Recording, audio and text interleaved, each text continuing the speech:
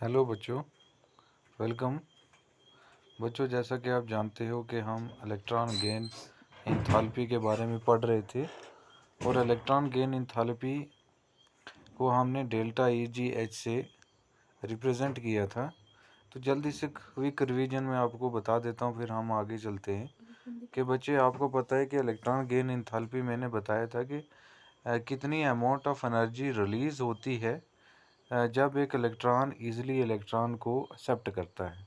फिर मैंने आपको ये बताया था कि मान लो ये एक एलिमेंट है एक्स, तो जब ये इलेक्ट्रॉन को एक्सेप्ट करती है, तो जब ये इलेक्ट्रॉन को एक्सेप्ट करेगी ईज़िली, तो यहाँ से एनर्जी जो है वो रिलीज़ होगी, तो ये बनाएगी एक्स नेगेटिव एनायन बनाएगी।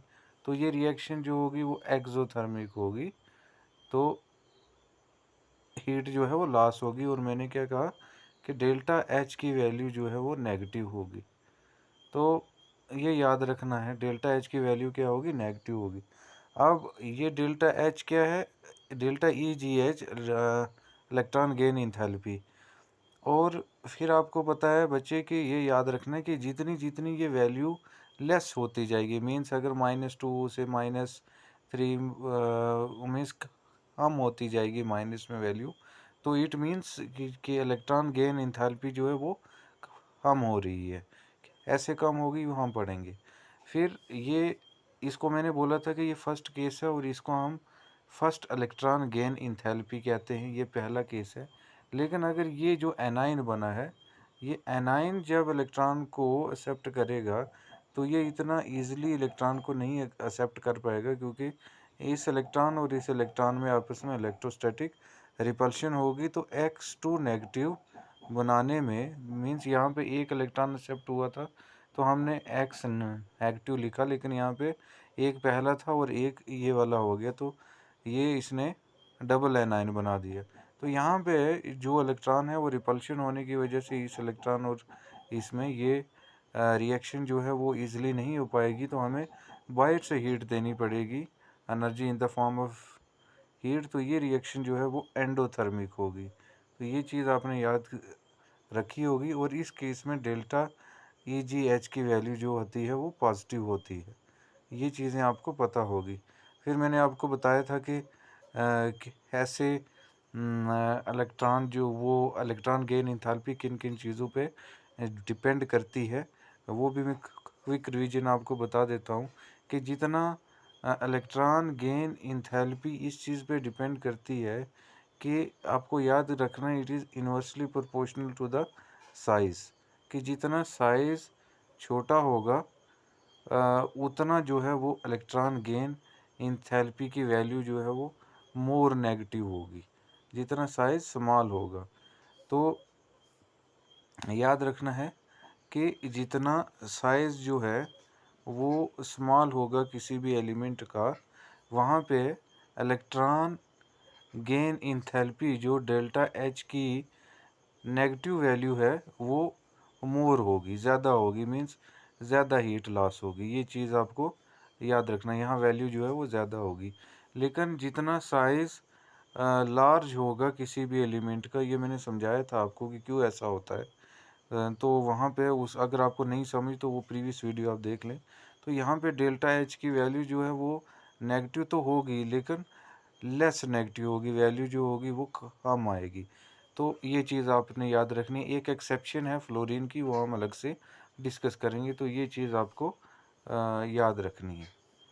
तो वो इसलिए होता है बच्चे, वो भी मैं क्विक रिवीजन में बता देता हूँ कि जितना साइज स्मॉल होगा, मान लो ये केस है, यहाँ पे तीसरे शेल तक है और यहाँ पे चौथे शेल तक है, तो यहाँ पे न्यूक्लियस की अट्रैक्शन जो ऑटोमेटिकली बाहर से इलेक्ट्रॉन आ रहा है उसमें कम होगी, और यहाँ पे जो न्यूक्लियस की अट्रैक्शन है वो ज़्यादा होगी, क्योंकि इसको तीसरे शेल तक इलेक्ट्रॉन को एक्सेप्ट करना है, लेकिन यहाँ पे चौथे तक एक्सेप्ट करना है। तो ऑब्वियस सी बात है कि यहाँ पे डेल्टा एच की जो वैल्यू नेगेटिव होगी, लेकिन जो वैल्यू आएगी वो लेस नेगेटिव आएगी, कम आएगी। लेकिन यहाँ पे साइज़ छोटा है, तो डेल्टा एच की जो वैल्यू नेगेटिव आएगी वो मोर नेगेटिव आएगी।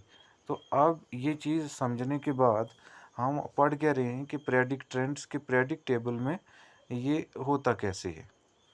तो ये सब कुछ हमने पढ़ा बच्चे। तो अब हम बात करते हैं किसकी के variation with in a group and along the period. मैंने आपको बताया बच्चे, सबसे पहली चीज़ है variation with in a group, कि जब हम डोन द ग्रुप आते हैं, जैसे मैंने बताया आपको लिथियम, सोडियम, पोटाशियम, रुबिडियम, किसी भी, या फ्लोरीन, क्लोरीन, ब्रोमीन, तो किसी भी ग्रुप में जब हम नीचे आते हैं तो बात एक ही है, अगर आप फर्स्ट प्रॉपर्टी आपने अच्छे से याद रखी हो तो आप सब कुछ जो है वो अच्छे से समझ पाएंगे। बच्चे, अगर हम फर्स्ट प्रॉपर्टी एटॉमिक साइज़ की बात करें तो मैंने क्या बताया था कि जब हम डोन द ग्रुप आते हैं, एक पीरियोडिक टेबल के किसी भी ग्रुप में जब हम डोन द ग्रुप आते हैं तो साइज़ जो है वो क्या होता है, इंक्रीज़ होता है। हालांकि प्रोटॉन्स भी इंक्रीज़ होते हैं, मीन्स न्यूक्लियर चार्ज इंक्रीज़ होता है, मीन्स एटॉमिक नंबर इंक्रीज़ होता है, लेकिन साइज़ इंक्रीज़ होता है क्योंकि शेल बढ़ जाते हैं। तो प्रोटॉन का उतना इफेक्ट नहीं रहता अब, क्योंकि शेल बढ़ जाते हैं। तो जब हम डोन द ग्रुप आते हैं साइज़ इंक्रीज़ होता है, क्योंकि शेल इंक्रीज़ हो जाते हैं। उस वीडियो में मैंने आपको बताया। तो शेल इंक्रीज़ होने से जब साइज़ इंक्रीज़ होगा, मान लो हम लिथियम और सोडियम की एग्जांपल ले लेते हैं। तो लिथियम में इसकी इलेक्ट्रॉनिक कॉन्फ़िगरेशन क्या है, लिथियम का एटॉमिक नंबर 3 है, 1s2 2s1। तो इसमें जो शेल है वो सेकंड शेल है, वैलेंस शेल, ये न्यूक्लियस है। तो ये साइज़ है। लेकिन सोडियम के केस में क्या है, 1s2 2s2 2p6 and 3s1। तो यहाँ पे ये तीसरा शेल वैलेंस शेल है। तो साइज़ जो है वो क्या हो रहा है, डोन द ग्रुप बढ़ रहा है, क्योंकि यहाँ पे शेल एक जो है ये बढ़ गया है। तो शेल के बढ़ने से अब यहाँ पे इलेक्ट्रॉन जो है वो ऐड करवाना है हमें, और यहाँ पे भी इलेक्ट्रॉन जो है वो ऐड होगा। तो जब इसी अब जब इसमें एनर्जी रिलीज़ होगी तो यहाँ पे इलेक्ट्रॉन जो है वो इजीली एक्सेप्ट हो रहा है, क्योंकि दूसरे शेल तक है। लेकिन यहाँ पे जो इलेक्ट्रॉन एक्सेप्ट हो रहा है वो तीसरे शेल तक है, तो इतना आसानी से नहीं होगा। तो मीन्स यहाँ पे डेल्टा एच की वैल्यू नेगेटिव होगी फर्स्ट केस में, ये मोर नेगेटिव होगी। क्यों? क्योंकि वहाँ पे साइज़ छोटा है। लेकिन इस केस में यहाँ पे डेल्टा एच की वैल्यू नेगेटिव होगी, एनर्जी रिलीज़ होगी, लेकिन लेस नेगेटिव होगी, वैल्यू कम आएगी। कम एनर्जी रिलीज़ होगी तो कम वैल्यू आएगी, ज़्यादा एनर्जी रिलीज़ होगी तो ज़्यादा एनर्जी ज़्यादा डेल्टा एच की वैल्यू नेगेटिव में आएगी। तो इन शॉर्ट ये है कि जब हम डोन द ग्रुप आते हैं तो साइज़ जो है वो इंक्रीज़ होता है। फिर मैंने बता दी अभी कि कैसे इंक्रीज़ होता है। तो साइज़ इंक्रीज़ होता है तो electron gain enthalpy means delta H की वैल्यू जो जो हम डोन द ग्रुप आते रहते हैं नेगेटिव तो होती है, लेकिन लेस नेगेटिव होती जाती है। मीन्स लिथियम के केस में ये ज़्यादा होगी, सोडियम के केस में कम होगी, पोटाशियम के केस में फिर कम होगी, रुबिडियम के केस में फिर कम होगी। ऐसे जब हम डोन द ग्रुप आ रहे हैं तो जो इलेक्ट्रॉन गेन इंथैल्पी की वैल्यू नेगेटिव में है वो क्या होती जाएगी, कम होती जाएगी। मीन्स एनर्जी जो है वो कम रिलीज़ होती जाएगी। तो यहाँ पे ये क्या लिख रहा है वो समझना है। The electron gain enthalpy become less negative, कि जैसे कि मैंने बताया as we move down the group, कि जैसे हम डाउन द ग्रुप मूव करते हैं तो इलेक्ट्रॉन गेन इंथैल्पी की वैल्यू क्या हो जाती है, कम हो जाती है। तो उस कम होने को ही हम क्या कहते हैं, लेस नेगेटिव कहते हैं, क्योंकि इलेक्ट्रॉन गेन इंथैल्पी क्या होती है, नेगेटिव होती है। As we move down a group both the atomic size and nuclear charge increases, के एटॉमिक साइज बढ़ता है और न्यूक्लियर चार्ज भी बढ़ता है, कि प्रोटॉन्स बढ़ते हैं, मीन्स एटॉमिक नंबर बढ़ता है। But the effect of increase in atomic size is much more pronounced than the nuclear charge. ये कहता है कि हालांकि न्यूक्लियर चार्ज बढ़ता है, लेकिन शेल के इंक्रीज होने से प्रोटॉन्स मीन्स न्यूक्लियर चार्ज का ज़्यादा होने से कोई ज़्यादा अफेक्ट नहीं पड़ता। With increase in atomic size के इंक्रीज होने से the attraction of the nucleus, बहुत सिंपल लिखा हुआ है, the attraction of the nucleus for the incoming electron, कि जो बाहर से इलेक्ट्रॉन ऐड हो रहा है डिक्रीजेज, वो क्या हो जाती है, डिक्रीज हो जाती है, क्योंकि शेल बढ़ रहे हैं। And hence the electron gain enthalpy become less negative, और इलेक्ट्रॉन गेन इंथैल्पी क्या होती है, और कम होती जाती है जैसे जैसे हम डोन द ग्रुप जो है वो आते रहते हैं। ठीक है, ये केस थोड़ा डिफरेंट है। The electron gain enthalpy of some of the element of second period oxygen and fluorine are less negative than the corresponding element of third period. ये क्या कह रहा है कि इलेक्ट्रॉन गेन इंथैल्पी, अब ये पीरियड की बात होगी, यहाँ इससे ऊपर ग्रुप की बात होगी, अब यहाँ पे पीरियड की बात कर रहे हैं। तो पहले हम पीरियड की बात कर लेते, फिर हम इस बात पे आएंगे कि ये कहता है कि, हाँ पहले ये समझ लो फिर हम ऊपर जाते हैं कि जब हम अलोंग द पीरियड जाते हैं, जब हम अलोंग द पीरियड जाते हैं तो सिंपल सी चीज़ है, मैंने आपको बताया है कि जब हम डाउन द ग्रुप आते हैं तो साइज़ इंक्रीज़ होता है, तो जब हम अलोंग द पीरियड जाते हैं तो साइज़ क्या होता है, डिक्रीज़ होता है, क्योंकि शेल सेम रहता है और protons means nuclear charge, nucleus की ताकत जो है वो बढ़ती रहती है, तो साइज़ न्यूक्लियस और वैलेंस शेल के बीच में अट्रैक्शन जो है वो बढ़ती रहती है। तो साइज़ डिक्रीज़ होने से क्या होगा कि इलेक्ट्रॉन गेन इंथैल्पी जो है डेल्टा एच की वैल्यू नेगेटिव होती है, और साइज़ जब डिक्रीज़ होता है तो जो जो हम आगे जाते हैं तो इसकी वैल्यू और ज़्यादा आती रहती है, क्योंकि उसका साइज़ जो है वो क्या हो रहा है, डिक्रीज़ हो रहा है। जितना साइज़ डिक्रीज़ होगा इतना इलेक्ट्रॉन गेन इंथैल्पी की वैल्यू जो है वो मोर नेगेटिव आएगी। It is the reverse of group. तो यहाँ पे ये क्या कर रहा है, the electron gain enthalpy become more and more negative, ज़्यादा से ज़्यादा नेगेटिव होती जाती है, वैल्यू बढ़ती रहती है from left to right in a period, जब हम पीरियड में बढ़ते हैं। As we move across a period from left to right the atomic size decreases, कि जब हम लेफ्ट से राइट जाते हैं पीरियड में अटोमिक साइज जो है वो डिक्रीज होता है, एंड न्यूक्लियर चार्ज जो है वो इंक्रीज होता है, सिंपल सी चीज़ है।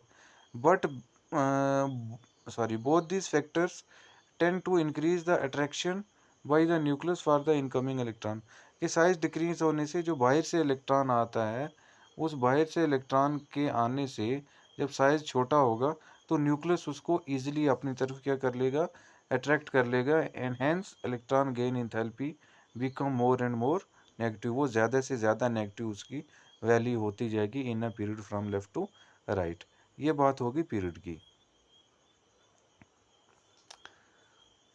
हाँ, अब हम ऊपर जाते हैं, जो ये चीज़ कह रहा था, ये कह रहा है, ये थोड़ी एक्सेप्शन से, इसमें दो एक्सेप्शन हैं, ये आपने याद रखनी। फर्स्ट एक्सेप्शन क्या है, the electron gain enthalpy of some of the element of second period that is oxygen and fluorine are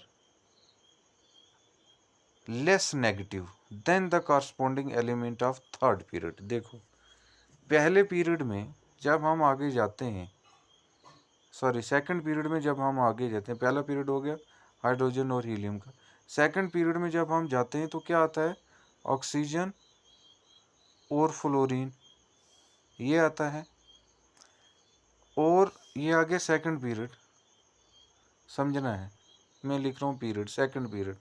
जब हम इस यहाँ से आगे जाते हैं तो यहाँ पे क्लोरीन है, ठीक है, तो ये थर्ड पीरियड है। अब जब हम डाउन द ग्रुप आते हैं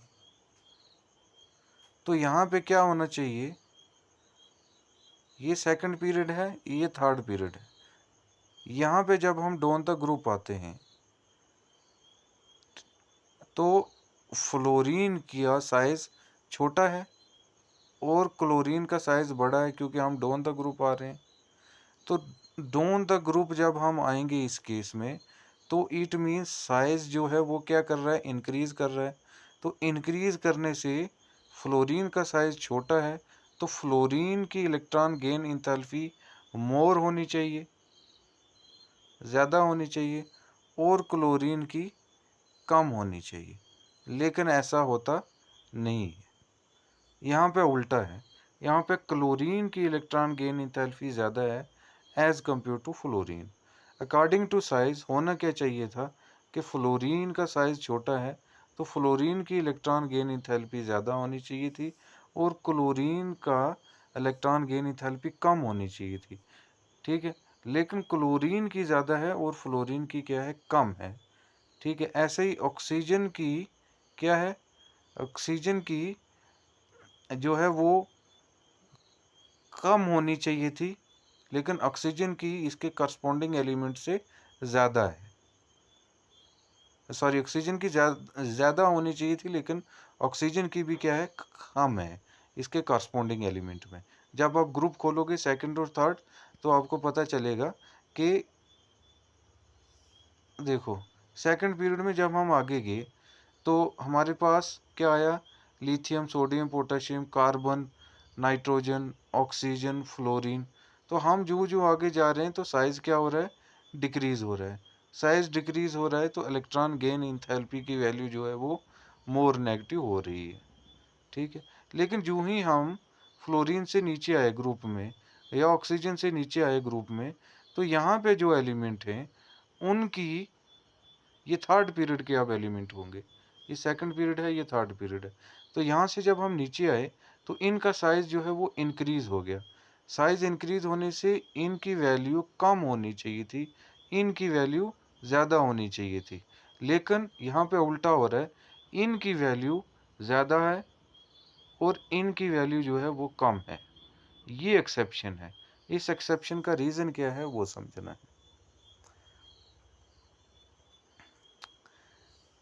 जैसे यहाँ पे लिखा हुआ बच्चे, the electron gain enthalpy of some of the element of second period, कि सेकंड पीरियड के जो एलिमेंट ऑक्सीजन और फ्लोरीन है are less negative than the corresponding element of the third period, कि इनके नीचे जो थर्ड पीरियड मीन्स इनसे इनसे नीचे जब आएंगे तो ग्रुप में हम आएंगे, डोन द ग्रुप, लेकिन ये सेकंड पीरियड में है और ये थर्ड पीरियड में है। तो थर्ड पीरियड के जो एलिमेंट इनके कॉरस्पॉन्डिंग नीचे ग्रुप में आते हैं उनसे इनकी वैल्यू जो है वो क्या है, वो लेस है, बल्कि होनी ज़्यादा चाहिए थी, क्योंकि इनका साइज़ जो है वो स्मॉल है। आपको पता है कि पीरियोडिक टेबल में सबसे स्मॉलेस्ट एलिमेंट फ्लोरीन है, तो साइज़ के हिसाब से तो इसकी सबसे ज़्यादा होनी चाहिए थी इलेक्ट्रॉन गेन इंथैल्पी, लेकिन इसकी क्या है, कम है। तो उसका रीज़न हम पढ़ेंगे। उसका रीज़न ये है कि the element of the second period have smallest atomic size among the element in the respective group. As a result, there are considerable electron repulsion within the atom itself, and hence the additional electrons is not accepted with the same ease as in the case with the remaining element in the same group. समझना है बच्चे इस चीज़ को बड़े गौर से। देखो मैंने क्या बोला कि electron gain enthalpy means delta H की वैल्यू मोर नेगेटिव इस चीज़ पर डिपेंड करती है कि जितना साइज़ जो है वो स्मॉल होगा।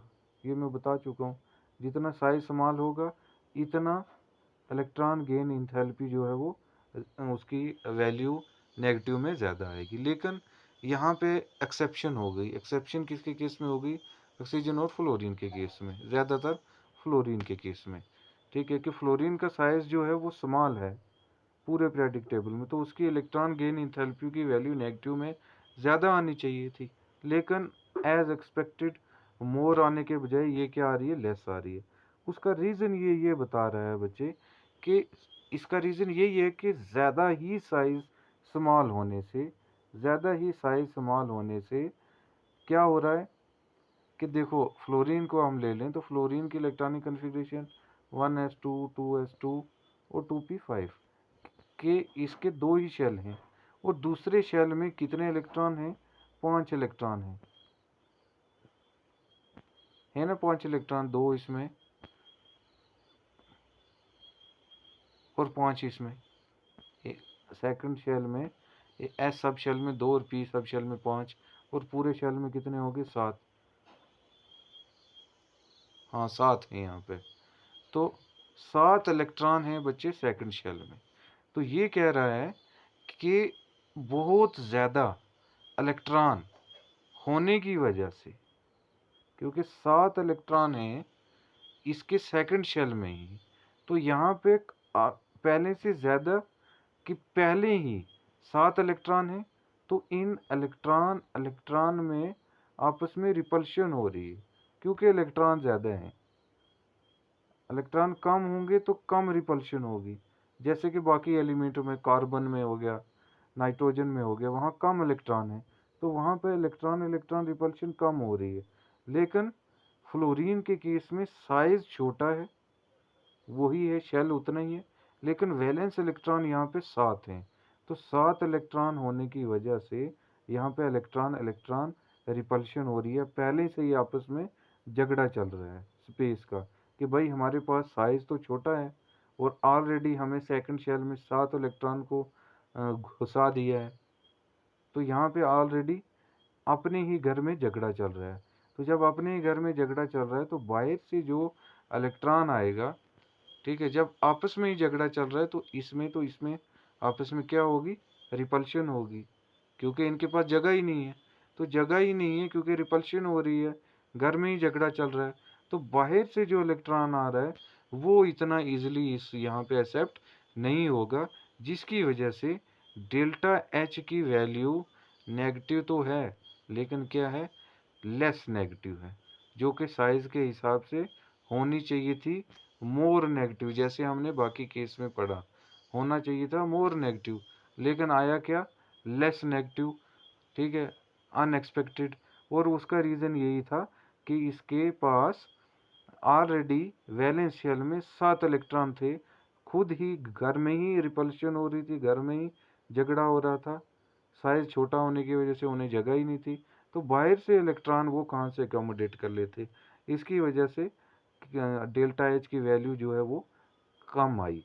ठीक है, due to the very much small size of the fluorine. I hope आप समझ गए होंगे। ये एग्जांपल याद रखना कि फ्लोरीन में खुद ही घर में झगड़ा चल रहा था, साइज स्मॉल होने की वजह से वहाँ पे इलेक्ट्रॉन्स जो हैं उनमें आपस में ही रिपल्शन थी, आपस में ही झगड़ा हो रहा था, उनके पास जगह ही नहीं थी, तो इसलिए बाहर से इलेक्ट्रॉन जो है वो उसको अकोमोडेट करने में उन्हें प्रॉब्लम हुई, जिसकी वजह से डेल्टा एच की वैल्यू जो है वो लेस नेगेटिव हुई। होनी चाहिए थी तो मोर नेगेटिव, लेकिन आई क्या, लेस नेगेटिव आई। तो यही केस ऑक्सीजन का है। ऑक्सीजन में भी यही केस है कि ऑक्सीजन में भी कॉरस्पॉन्डिंग जो है वो एलिमेंट्स, जो ऑक्सीजन में भी इलेक्ट्रॉन्स जो हैं वो ज़्यादा हैं, इलेक्ट्रॉन ज़्यादा होने की वजह से इलेक्ट्रॉन इलेक्ट्रॉन रिपल्शन होगी। बाहर से इलेक्ट्रॉन जो आएंगे वो इजीली एकोमोडेट नहीं होंगे, क्योंकि घर में ही झगड़ा चल रहा है, तो वैल्यू मोर नेगेटिव आने के बजाय ये नहीं आ रही है, और क्या आ रही है, लेस नेगेटिव आ रही है। लेकिन ज़्यादा ये केस जो है वो फ्लोरीन पे है, क्योंकि पूरे पीरियोडिक टेबल में सबसे स्मॉलेस्ट एलिमेंट फ्लोरीन है, और स्मॉल होने की वजह से हमने एक्सपेक्ट किया था कि डेल्टा एच की वैल्यू जो है वो नेगेटिव आएगी और मोर नेगेटिव आएगी, लेकिन ये केस नहीं हुआ, और आया क्या, लेस नेगेटिव आई। और उसका रीज़न मैंने आपको बता दिया कि ऑलरेडी वहाँ पे साइज स्मॉल होने की वजह से, साइज स्मॉल था, इलेक्ट्रॉन्स ज़्यादा थे, इलेक्ट्रॉन्स ज़्यादा होने की वजह से घर में ही उनमें झगड़ा चल रहा था, रिपल्शन हो रही थी, तो बाहर से इलेक्ट्रॉन को वो कैसे अकोमोडेट कर लेते, इतना इजीली अकोमोडेट नहीं हुआ, जिसकी वजह से डेल्टा एच की वैल्यू लेस नेगेटिव आई। आई होप आप समझ गए होंगे।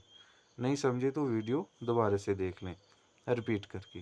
वही चीज़ यहाँ लिखा हुआ है, chlorine has the most negative electron gain enthalpy, कि according to the size fluorine की सबसे ज़्यादा होनी चाहिए थी, क्योंकि फ्लोरीन का स्मॉलेस्ट साइज है, लेकिन यहाँ इसके बजाय फ्लोरीन से क्लोरीन की सबसे ज़्यादा है most negative electron gain enthalpy, जो है वो क्लोरीन की है। तो याद रखना है, पूरे पीरियोडिक टेबल में सबसे स्मॉलेस्ट साइज फ्लोरीन का है, but electron gain enthalpy fluorine की सबसे ज़्यादा नहीं है, वो क्लोरीन की है। ये याद रखना है, क्यों है वो मैंने आपको बता दिया। ये हमने पढ़ लिया। तो यहाँ पे ये लिखा हुआ है, the electron gain enthalpy of fluorine is less negative than that of chlorine, की कम है क्लोरीन से। उसका क्या रीज़न है, this is due to the small size, कि साइज स्मॉल है, as a result of small size the electron electron repulsion in the relatively compact 2p सब शेल, कि 2p सब शेल में ही वो बहुत छोटा है, कम्पैक्ट का मतलब छोटा है, और वहाँ पे इलेक्ट्रॉन की रिपल्शन हो रही है, घर में जगह ही नहीं है, झगड़ा हो रहा है, आर कंपेरेटिवली लार्ज, झगड़ा बहुत ज़्यादा हो रहा है, hence the incoming electron is not accepted, बाहर से वो किसी को कैसे एक्सेप्ट करेंगे, विद द सेम ईज, इतना आसानी से नहीं, so is the case with chlorine. तो as is the case with chlorine, कि जितना आसानी से क्लोरीन के अंदर वो आ सकते थे, इतना आसानी से वो फ्लोरीन के साथ नहीं आए।